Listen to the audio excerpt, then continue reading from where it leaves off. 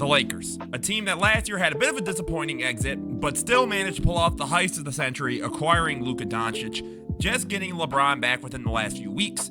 Austin Reaves taking another humongous leap in play, and Deandre Ayton looking like an absolute beast down in the paint. Now this Lakers team looks like they are ready to take the next step. They are ready to push and call themselves contenders.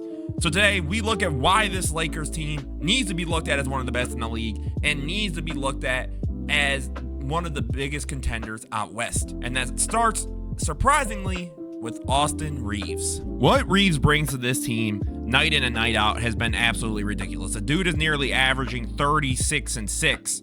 And I mean, again, that's next to Luka. That's now with LeBron James back. You're still giving touches to guys like Deandre Ayton, right? And Reaves has still managed to just elevate himself as a scorer off the ball, on the ball. Come playoff time, this team is going to be very hard to stop offensively. Just again, Reaves is always going to be in a play, right? And just his ability to get down in the move and seeing him as a shooter, right? That's one of the biggest things about him, is that he can score basically at all three levels. The mid-range shot isn't necessarily something he takes often, but he has it in the bag. You have all three levels. And when you have that in a second to third option, right? Because honestly, maybe even with LeBron back at full health, he still might be the second option on this team, Austin Reaves, right? Runs the floor here, gets Harden on him, and has a great job too because he looks around. Again, Reaves is a more than capable passer. And this is even with Bron there. And this is just a tough pass from Bron. And then Reaves does, again, a great job at recognizing where he can try and get his to continue to fight and battle, right? And again, the whole idea is that Reaves off ball, because again, now just look at how you have to defend these actions. Drives down, Zubac is on him, big man's rolling. So Harden and Zubac are basically stuck with Luka. You're pulling over your man, right? Because you don't want to give up just the easy lob because Luka's more than capable of making that pass. And instead you just get a wide open Austin Reaves 3-ball. That is what is so deadly about this team, is that Reaves on any given night, as we've seen, can go for 40 to 50. If he's not, he's going to give you a hyper efficient like 20 something and do it either with the ball in his hand or the ball out of his hand. And he's doing it with a high basketball IQ, and he's forcing teams now to pick your poison. Do you let Luka and LeBron start to get it going? Because when those guys get it going, that's when things get ugly. Do you let Reaves start to get going? Because if Reaves starts to get going, you're going to have to adjust to him. And doing that, a dude like Luka or LeBron will catch fire. Again, it's just the craftiness he plays with. Just like, let's look at this play, right? Coming off, Hayes gives it over, hits the spin on John Collins, keeps Collins. At this point, I don't even know what he's doing. He just gets completely lost. Zubac tries to reach over, and just again, the ball placement and security here is just high IQ. Austin Reaves is a scoring menace. And again, he's still a good passer and playmaker too, next to these two incredible passers and playmakers. Again, offensively, this team is just going to be a juggernaut. And we need to look at the head of the juggernaut, which is obviously Luka Doncic. And obviously, when we talk about Luka, I want to talk about the playmaking and passing. Because again, now that there's no Bron, right? And again, even with a dude like Victor there, just the way that Luka is able to manipulate defenses, even when the ball isn't falling. In this game against the Spurs, right? I believe it was about 30-something% from the field. Like, that's a bad scoring night for just about any player in the league, by the way, regardless of who it is. But instead, right now, you can run these pick and roll actions. Again, just the ball placement for lobs. Now, guys like Jackson Hayes, Ayton. Again, Ayton, one of the biggest problems with Ayton back in the day was that he wasn't being fed.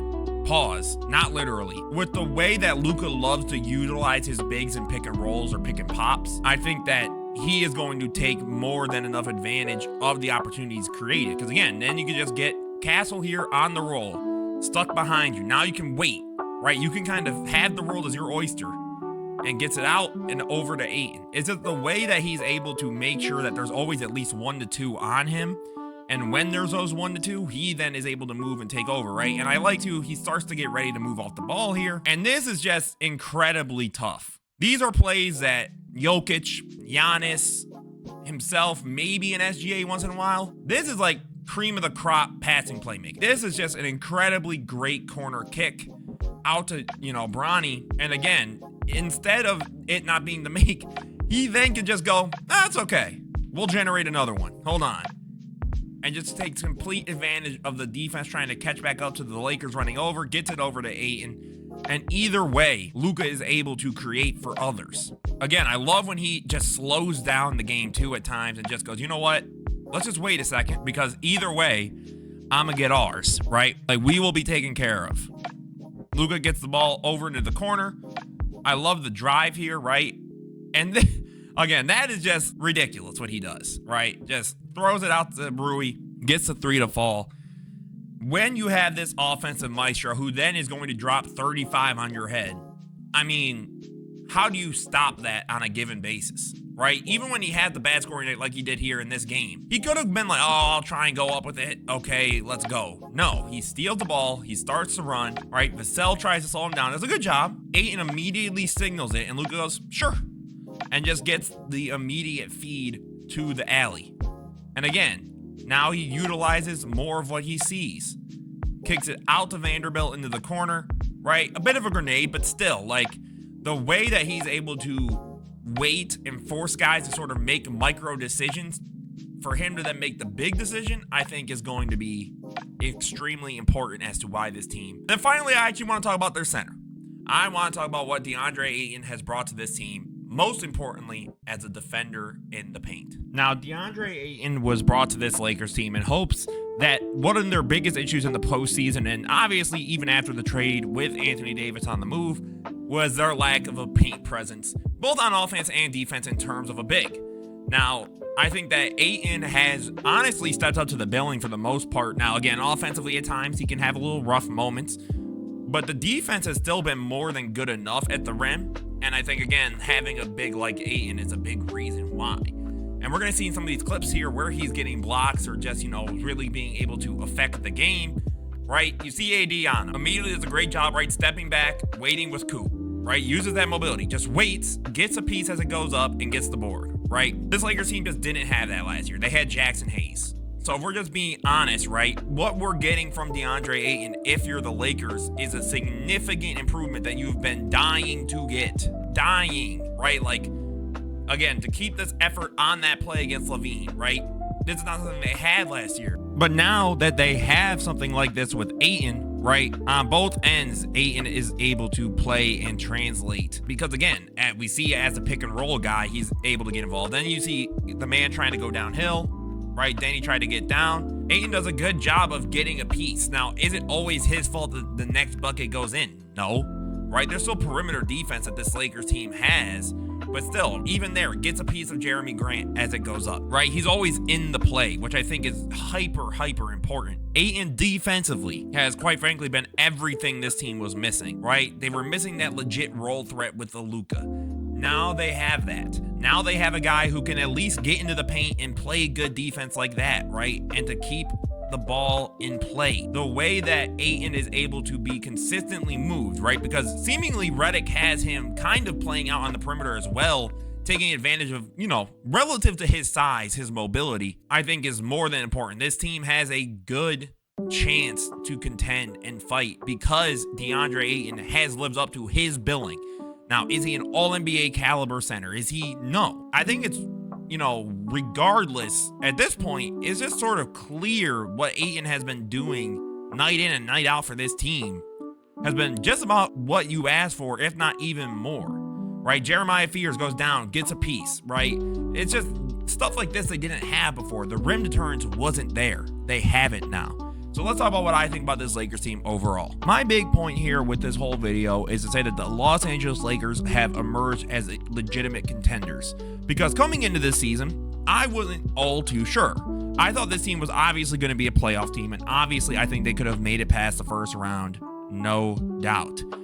But I think now what I've seen from Austin Reaves taking that leap, right? Just the scoring jump is ridiculous. Ayton is showing both ends of the floor is still helping out. They're about middle of the pack on defense, right? So I think their perimeter defense can still use some help. But at the end of the day, I think that their offense has been so prolific. Now, even if the numbers come down to earth, are we saying LeBron's saying it's 17 points a game? Because even if so, Luka's averaging 35.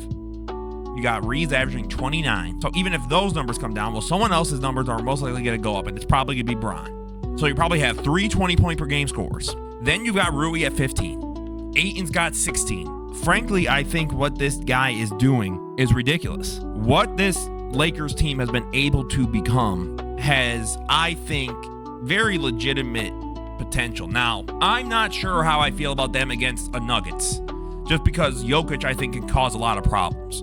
OKC is OKC. At this point, OKC looks like they're about to go back-to-back. I'm just going to be honest. At the point I'm recording this video on December 1st, they've got it in the bag. But if Luka can be Luka, and you can continue to have Reaves and Bron sort of doing their thing, I think when the game slows down, this will probably help their team a lot more. And you still have guys like Marcus Smart coming off the bench. Reaves is playing. Vanderbilt can play once in a while. Like, you still have capable defenders that I think ultimately can make a difference. So I think this Lakers team can legitimately make it to the conference finals, make a deep playoff run. And if they make the finals, I think they would beat just about everybody in the East, relative, if they're fully healthy and going. So in my opinion, guys, this Lakers team is legit. Like, I would not pencil them in for an easy first round exit. Do not be surprised if we get to the conference finals, or if I'm making a video in April or May about how the Lakers are in game 7 of the semis and looking like they can make a push to legitimate contention. So as always, guys, this was Mr. No Hoops. Let me know what you guys think about the Lakers. Do you think that this team is a legitimate contender? Do you think that Reaves is playing way too out of his mind and it's all going to come crashing down? As always, guys, this was Mr. No Hoops. Don't forget to leave a like, comment, subscribe. Have a beautiful rest of your day, guys. Peace out.